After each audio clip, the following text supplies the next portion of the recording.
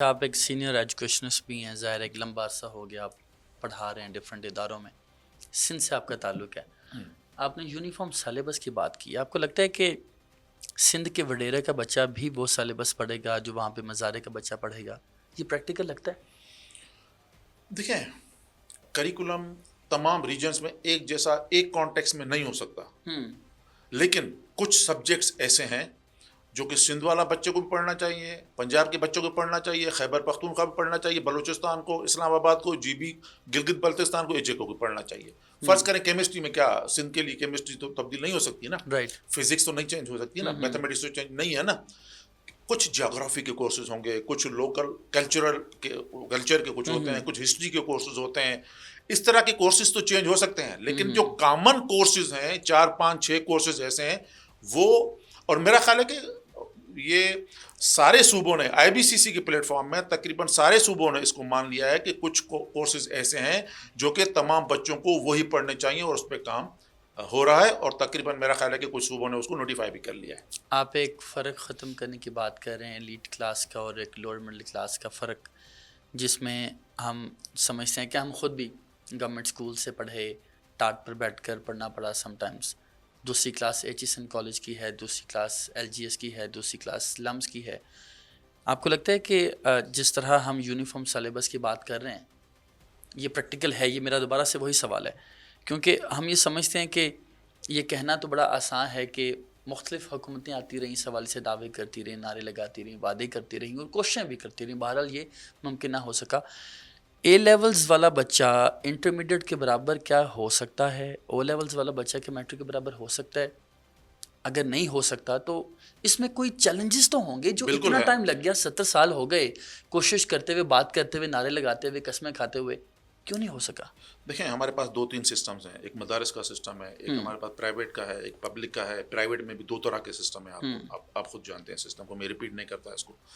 لیکن جب ہم کہتے ہیں نا یونیفارم ایک کریکولم ہو، یونیفارم چیزیں ہوں، تو ذہن میں 2 چیزیں آتی ہیں۔ ایک تو یہ ہے کہ جو نیچے والا ہے بچہ یا نیچے والی جو چیزیں ہیں ان کو امپروو کرو، ان کی کوالٹی، جو لو کوالٹی ہے اس کو کوالٹی کو اوپر کریں۔ دوسرا یہ کہ جو اوپر بہت زیادہ چڑھ گئے ہیں ان کو بھی نیچے لے آئیں۔ کیا یہ لاجیکل ہے کہ جو اچھی چیزیں ہیں اس کو آپ نیچے لے آئیں؟ یہ لاجیکل نہیں ہے، بالکل نہیں۔ اس کا مطلب آپ کے پاس ایک ہی چیز رہ گئی ہے کہ آپ کا جو کوالٹی نیچے گئی ہوئی ہے اس کو آپ نے امپروو کرنا ہے۔ کیسے ہوگا؟ کیا صرف کریکولم بنانے سے ہوتا ہے؟ نہیں ہوتا۔ کیا جو اسلام آباد میں ٹیچر آپ کے پاس اویلیبل ہے، جو اسلام آباد میں آپ کے پاس فیسلٹیز اویلیبل ہیں، جو انفراسٹرکچر اویلیبل ہے، جو اس بچے کو انوائرمنٹ اویلیبل ہے گھر میں ایون، کیا وہ میرے گاؤں میں اویلیبل ہے؟ نہیں ہے۔ میرے گاؤں میں جہاں میں رہتا ہوں، میرے گاؤں میں میرے ماں باپ ان پڑھ ہیں، مجھے انوائرمنٹ وہ نہیں مل سکتا۔ ایک حد تک تو آپ بات کر سکتے ہیں کہ امپروو کریں، لیکن یونیفارمٹی آپ نعرے بھلے لگائیں، لیکن مجھے نہیں لگتا کہ یونیفارمٹی اس کانٹیکس میں لائیں جب تک آپ کو یہ 3 4 جو انڈیکیٹر میں نے بتایا کہ سارے کے سارے ڈفرینٹ فیکٹرز میٹر کرتے ہیں، ڈفرینٹ فیکٹرز ہوتے ہیں، اور صرف یہ نہیں ہے کہ کریکولم، اس کے بعد ٹیچر آپ کا ہونا چاہیے۔ میں آپ کو بتاؤں، فارن بورڈ، ایک میں نام نہیں لے رہا، ایک فارن بورڈ ہے بہت اچھا ہے، لیکن پاکستان میں وہ کامیاب زیادہ نہیں جا رہا۔ کیوں؟ اس کو اس طرح کے اس لیول کے ٹیچر نہیں مل رہے۔ ٹیچر کی ٹریننگ کنٹینیوس آپ کو چاہیے ہوتی ہے۔ ہمارے پاس ریسورسز کی پرابلم ہے۔ ہم تو بنیادی طور پہ ابھی تک اس میں پھنسے ہوئے ہیں کہ آؤٹ آف اسکول چلڈرن کو اسکولوں میں کیسے لائیں۔ یعنی ہمارے 2 پرابلم ہیں، ناصر، ہمارے 2 پرابلم ہیں۔ ایک آؤٹ آف اسکول چلڈرن ہے 26 ملین، مذاق نہیں ہے، 2.5 کروڑ سے زیادہ بچے۔ دوسرا ہمارے پاس لرننگ پاورٹی ہے، کوالٹی کے، یعنی جو بچے پڑھ رہے ہیں ان کو کوالٹی نہیں مل رہی، اور کچھ بچے آؤٹ آف۔ چیلنجز ہیں، لیکن ظاہر ہے اس پہ کام کرنا پڑے گا، اور ہمیں اسٹینڈرڈز امپروو کرنے پڑیں گے۔ ایک حد تک تو جا سکتے ہیں، لیکن یونیفارم پورے ملک میں بہرحال مشکل ہے، لیکن کم از کم کوئی منیمم، میں اکثر کہتا ہوں ایون یونیورسٹیز ہوں، اسکول ہوں، کالجز ہوں، یونیفارمٹی کی بات کرتے ہیں، اس کا مطلب یہ ہوا کہ آپ ایک لیول میں کھڑے کرتے ہیں، جو اوپر ہے ان کو بھی لے آئے نیچے۔ ایسے نہیں ہوتا۔ آپ منیمم اسٹینڈرڈز ہیں جس طریقے سے ہم نے بنایا ہے کہ بھائی آپ نے 10% سوال آپ نے بنانے ہیں انڈرسٹینڈنگ کے، منیمم اسٹینڈرڈ دیا نا۔ ہو سکتا ہے کوئی فیڈرل بورڈ کہہ رہا ہے کہ میں 30% دوں گا، دے دیں، لیکن باقی جو بورڈز ہیں وہ منیمم کو کم از کم فالو کریں۔ تو ہمیں یہ بیس لائن بنانی پڑے گی کہ کم از کم ہمارے بچے یہاں تک پہنچنے چاہیے، باقی اوپر جتنی جس کی اڑان ہے وہ جس کو جس فیسلٹیز ہیں، انوائرمنٹ ہے، وہ کرتے رہیں۔ اچھا، آپ نے ایک فیصلہ کیا چند ماہ پہلے کہ پاکستان میں ہم دیکھتے ہیں کہ 33% مارکس ایک ہوتے ہیں کہ 33% مارکس لیے تو بچہ پاس ہو گیا، آپ نے اس کو 40% کر دیا، تنقید ہوئی یا تعریف ہوئی؟ تنقید بھی تعریف بھی ہوئی، اور تنقید دو طرح سے ہوئی. پچھلے ہفتے مجھے ایک فون آیا اور دیکھیں 33 یہ میجیکل فگر کہاں سے آیا تھا کہیں سے پتہ نہیں چل رہا کہ 33% پاس کہاں سے آیا تھا یہ پتہ نہیں چل رہا. اچھا یہ کس کام کے ہیں یہ بھی نہیں ہے، نہیں پتا. آپ کو جب میری ہائر ایجوکیشن کمیشن سے ہوئی تھی میٹنگ تو وہ کہہ رہے ہیں کہ منیمم ہم نے یونیورسٹیز میں داخلے کے لیے 45-50% رکھا ہوا ہے. یہ 33 تو کسی کام کے ہی نہیں ہے نا. تو ہم نے کہا کہ چلیں آہستہ آہستہ جاتے ہیں. ہم نے پھر اس پہ تھوڑا ورک آؤٹ کیا تھا کہ 33 سے 40 کے درمیان بھی کتنے بچے ہیں جو کہ فیل ہوتے ہیں، وہ بھی ایک بڑا نمبر ہے، بڑا چنک ہے وہ.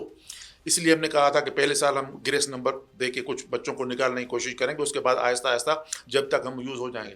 پچھلے ہفتے مجھے تنقید ہوئی تھی کہ 40 آپ نے کیوں کیے ہیں، 40 بھی کسی کام کے نہیں ہیں، آپ کو منیمم 50 کرنے چاہیے.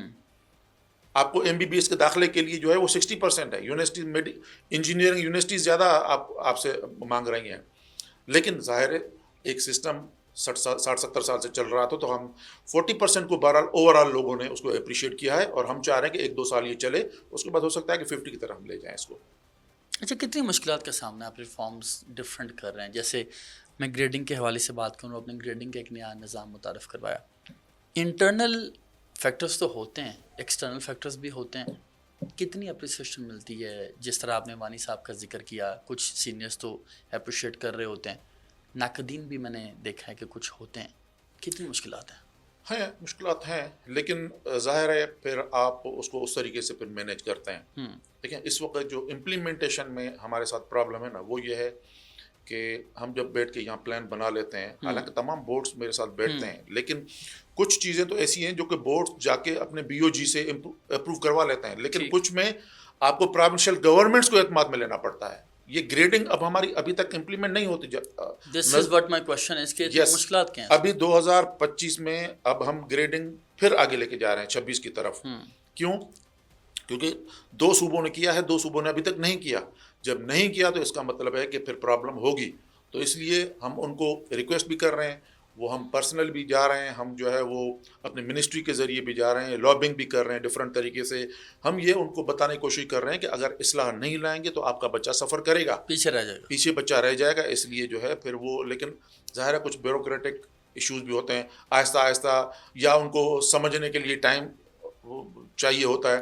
تو آئی ایم ہوپ فل کہ وہ ہو جائے گا، لیکن یہ ہوتے ہیں اور ہم مختلف اسٹریٹجیز یوز کرتے ہیں اس کو ہینڈل کرنے کے لیے.